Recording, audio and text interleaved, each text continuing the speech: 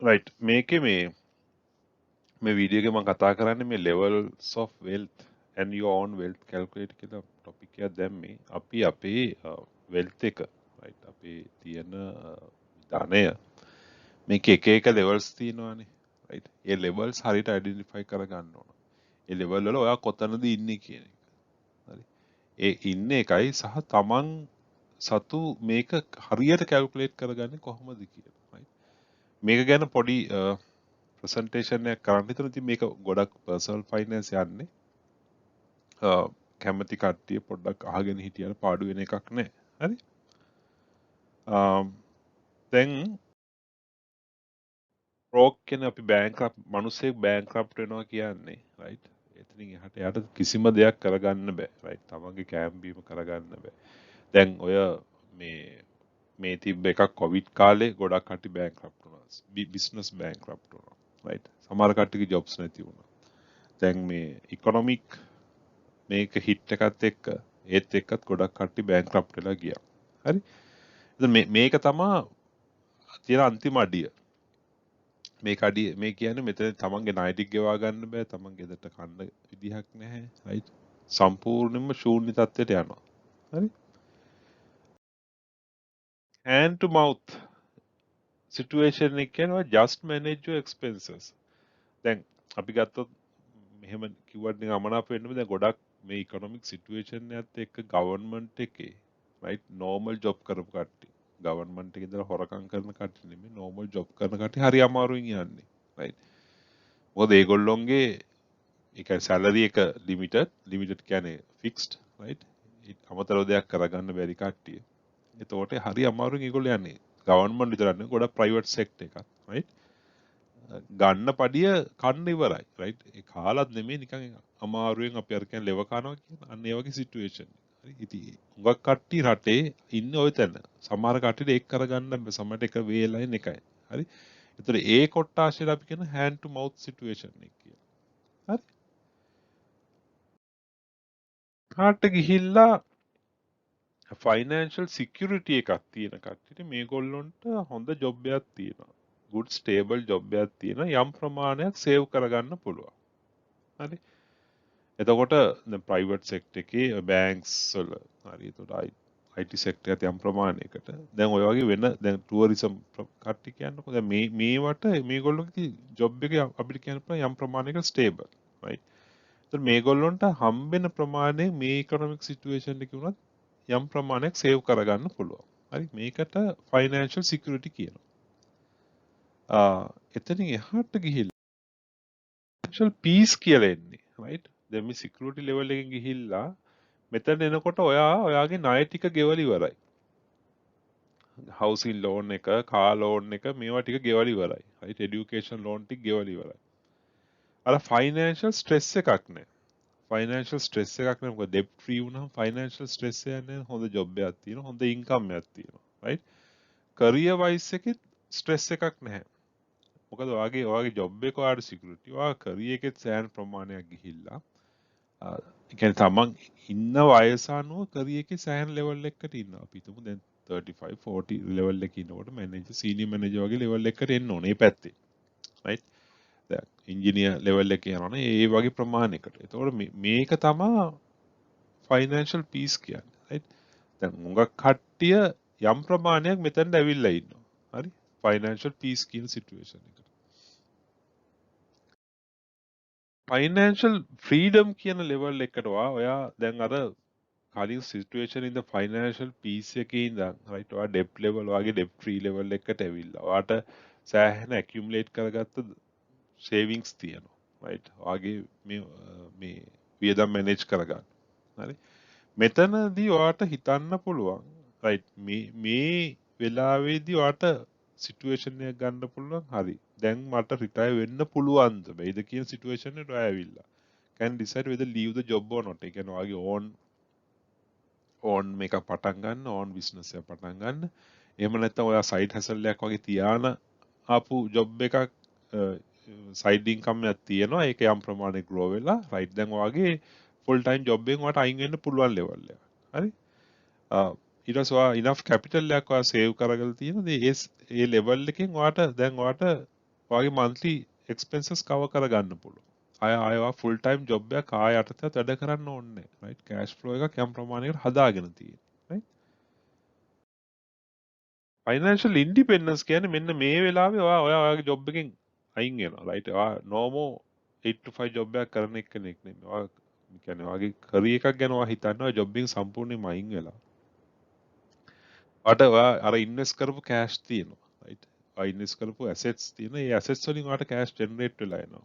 right මේ වෙලාවේ ඔයාට බිස්නස් එකක් තිබ්බත් ඔයා බිස්නස් එකට ෆුල් ටයිම් ඔයා ඉන්වෝල්ව් වෙලා නැහැ. right ඒක දීලා කාට හරි right මේ ප්‍රොෆෙෂනල්ස්ලාට දීලා ඒගොල්ලෝ ඒක රන් කරනවා. right ඔයා මේක සයින්සයට ඕවර්ලුක් කරන එක විතරයි කරන්නේ. ඒක බිස්නස් එකක් නෙවෙයි බිස්නස් එකක් දෙකක්. right මෙතන තමයි true financial independence එක කියන්නේ. right ඔයාට තමන්ට අර psychology of money කියන එකේ තියෙනවා right නියම financial freedom එක independence එක ආපුවාම උදේ නැගිට්ටහම ඔයාට කියන්න පුළුවන් ඔයාට හිතන්න පුළුවන් ඔයාට කැමති දේ කරන්න පුළුවන් right ඔයාට ගෙදර ඉන්න පුළුවන් නම් ගෙදර ඉන්න පුළුවන් right නැත්නම් ඔයාට ට්‍රිප් එකක් යන්න පුළුවන් right ඒ කියන්නේ අර ජොබ් එකට යන්න ගිහිල්ලා වැඩක් කරන්න අන්න ඒ liabilities වලින් ඔයා සම්පූර්ණයෙන්ම අයින් වෙලා right මෙතන තමයි true financial independence එක තියෙන්නේ. හරි? මෙතනට එන්න තමයි try කරන්න ඕන. right?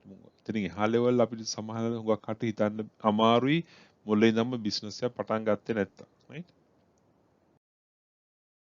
බිලියනිය කියන්නේ right මේක අපි ගත්තොත් ධම්මික පෙරේරා හරි දැන් අවින් top level එකේ කට්ටිය ගත්තොත් business කට්ටිය right එතකොට මේගොල්ලොන්ට ජෙනරේෂන් ගානකට ඇකියුමුලේට් කරගත්ත වෙල්ත් එකක් තියෙනවා right එතකොට මේගොල්ලෝ ඇකියුමුලේට් කරගත්ත කැපිටල් එක ප්‍රොවයිඩ් කැපිටල් මේගොල්ලෝ අලුත් බිස්නස් වලට කැපිටල් ඉන්ජෙක්ට් කරනවා right තියෙන එක්ස්ට්‍රා කෑෂ් එයාලගේ ඕන් බිස්නස් වලට තව එක්ස්පෑන්ඩ් කරනවා right මේක තමයි අතරිමුත් එහාට ගිහිල්ලා right ජොබ් කරලා නෙමෙයි සෑහෙන එකතු කරලා එතනගේ බිලියනිය ලෙවල් එකට එන එක හරි ඉතින් මේ ඕක තමයි අර levels of wealth කියන එක හරි අපේ රටේ ඉතින් ඉන්න පොපියුලේෂන් එක ගත්තාම ඔක හරියට මැනේජ් කරන ප්‍රමාණය හරිම අඩුයි right හුඟක් කන්ටි ඉන්නේ hand to mouth right ඊට පස්සේ ගිහිල්ලා යම් ප්‍රමාණයක් ඉන්න අර ජොබ් එක කරනවා ඊට පස්සේ යම් ප්‍රමාණයක් සේව් කර කර ඉන්නවා හරි දැන් මේ ඕක තමයි levels of wealth අපි identify කරගන්න ටික දැන් මෙතනින් එහාට ගිහිල්ලා අපි කොහොමද අපේ ඕන් බැලන්ස් ෂීට් එකක් හදාගෙන right අපි ඇත්තටම අපේ වෙල්ත් එක කොයි වගේ තැනකද තියෙන්නේ කියලා පොඩ්ඩක් හොයාගන්න එක right මේක ජොබ් එකක් කරන කට්ටියට හුඟක් වැදගත් වෙයි සහ තමන්ගේ මේ එක්ස්පෙන්සස් මැනේජ් කරගන්න අයට ඕන් බැලන්ස් ෂීට් එකක් හදාගන්න ඉස්සෙල්ලා ඔයාගේ ඇසෙට්ස් ටිකයි ලයබිලිටි ටිකයි හදාගන්න ඕන ඇසෙට්ස් මොනවද තමන්ටම කියලා ගෙයක් තියෙනවා නම් right ගේ වටිනාකම කීයද ඒක ඇසෙට් එකක් right බෙයා ලෑන්ඩ් එකක් තියෙනවා ඒක එහෙම right එතකොට කා එකක් තියෙනවා කා එක ඇසෙට් එකක් විදිහට දාන්න ඒ වගේ ඇසෙට් කොලම් එක දාන්න liabilities ටික වෙනම දාන්න liabilities කියන්නේ කා එකේ ලෝන් එක කොච්චරක් තියෙනවද මිලියන් 4ක් 5ක් තියෙන ඒක liability කොලම් එකට දාන්න ඊට පස්සේ ගෙදර ලෝන් එක තියෙනවා තව මිලියන් 5ක් හගේ ඉතුරු වෙලා ඒක දාන්න මේ පැත්තට right එතකොට තව ගත්ත personal loan මොනවා හරි තියෙනවා ඒක දාන්න මේ පැත්තට credit card එකේ තියෙන outstanding amount එක liability පැත්තට දාන්න